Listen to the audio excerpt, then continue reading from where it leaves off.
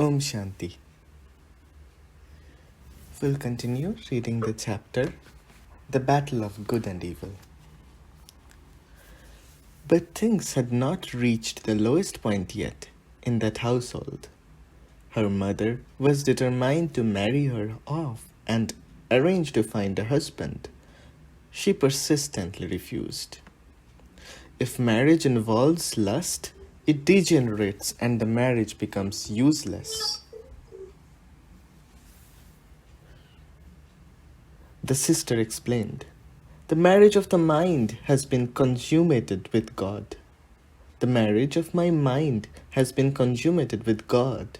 Where is there room for anyone else? Hearing this, her relatives became furious. They beat her with such brutality that she nearly lost consciousness. Her body was covered with welts. Then they threw her in a dark, damp cellar and tied her with an iron chain. As a last measure, they beat her hands with a crushing pole. Then they locked the door and left her in total darkness. She received no food day after day, but was left alone there, bound hand and foot in that cold, black dungeon. But for me, she recalls, the dark room was shining with light. After 2 or 3 days went by, I did begin to feel hunger, but my faith and yearning for God had increased so much that the physical world barely affected me. Still, I began to tell him in my mind that he should come now to protect me. He had waited long enough. Oh God, help me keep my prestige among these people. Let me not give in to their tortures. You must come now and free me from this bondage. Then I began to experience myself completely separating from my body. I left that dark room entirely and was transported to another time. Sri Krishna stood before me. He was playing his famous flute, and the music was exquisitely beautiful. He moved with extreme grace. I had never seen anyone so lovely. I felt completely overjoyed. And then Krishna spoke to me in a soft, sweet voice. Now your bondage will break very soon. So be fearless now that I have appeared in this form. During this experience, I felt instant relief from both my hunger and my thirst, and my body was no longer weak. I felt great power within. My soul was recharged. Soon thereafter, her relatives came and opened the door to the cellar. They had kept her imprisoned there for 3 days, and they were certain that the physically frail young girl would finally agree to marriage or anything else in order to be released and fed. They came down the dark steps with flashlights and shined them in her face. Now tell us what you have decided, the father spoke. You will agree to marry, right? I shook my head. Now stop being obstinate. Just say I will not go to Mandiri anymore and I will agree to marry. What are you saying? I replied. Have you still not recognized me? Can you not understand? My devotion to God is not something you can frighten out of me. You cannot suppress true love. Even if you take my life, I do not mind. I will gain entrance into heaven. So why should I be unhappy? I am established in the remembrance of Shiv Baba, the Supreme Husband. So kill me if you wish, but please do me one favor. Take my dead body to the gate of Om Mandali. They stared at her in amazement. They didn't know what to do. They went back up and began talking among themselves. Finally, somewhat in despair and rather angry, they returned. Is your mind not yet changed? They asked again. Will you really not say yes? I am not such a weakling as you take me to be, she answered. I have learned to be patient. I can tolerate these atrocities because I am not alone here. God is with me, and He has made me strong. But you must be aware that you have to suffer the effects of your behavior. because my protector is Almighty God Himself.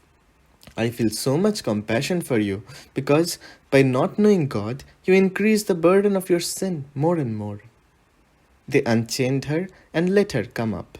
But while she was showering and changing her clothes, they continued to confer. Men from the anti-Ummandili party came over. They convinced the father not to give in to the demands of his daughter. They appealed to his ego. Did he want to be a laughing stock? Would he want it? Said that he could not control his own daughter. If he failed to dissuade her from going to the satsang, it would be a defeat for the whole group, for the whole city, and the evil influence of Brahma Baba would grow.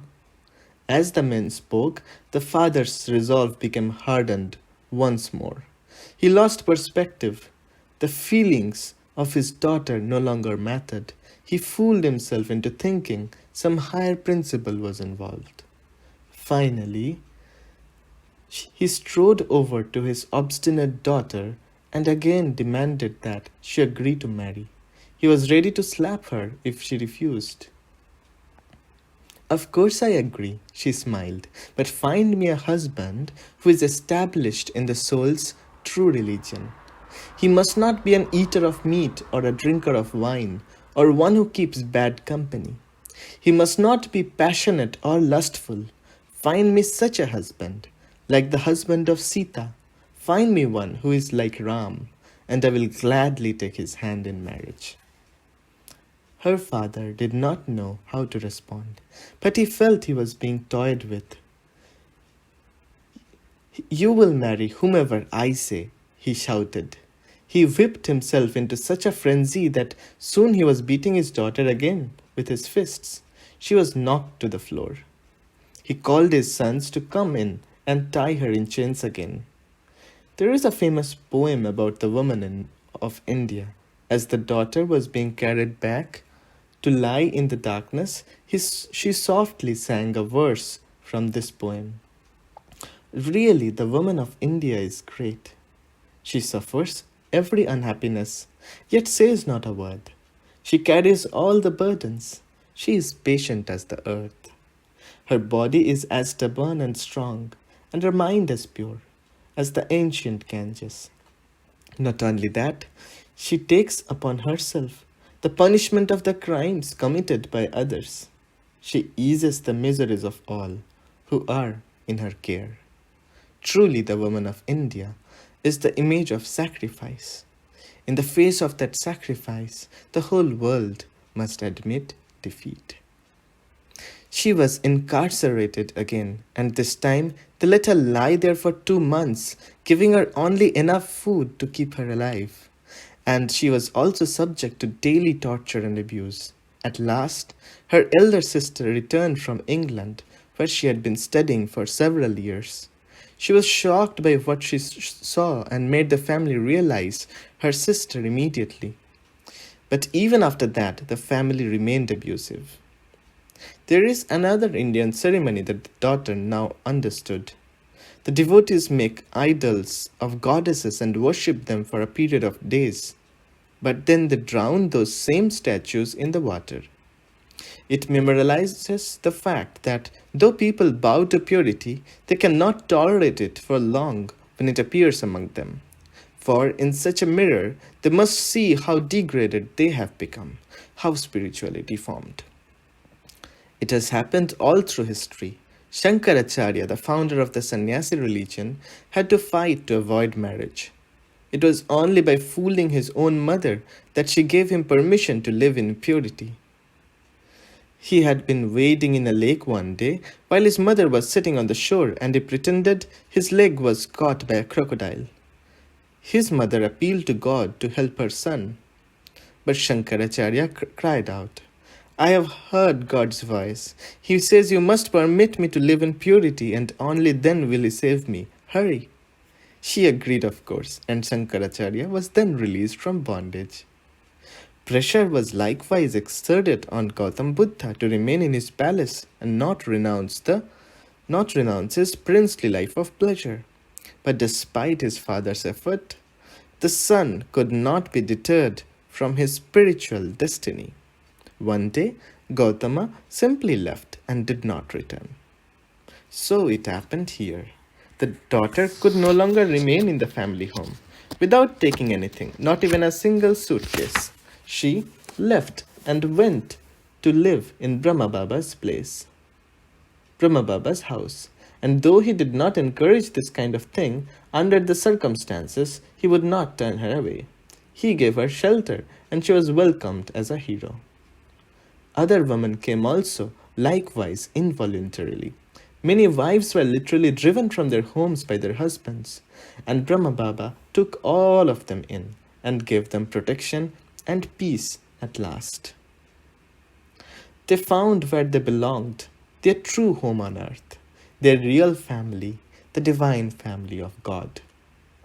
There is an old proverb which says, "For one who has no other support in the world, God is the only support and companion." Now, Shiv Baba was demonstrating that truth in a practical form. The women blossomed in Brahma Baba's place. They became teachers and true world servers. They thrived in that pure and loving environment. Om Shanti. Tomorrow we'll look into the next chapter.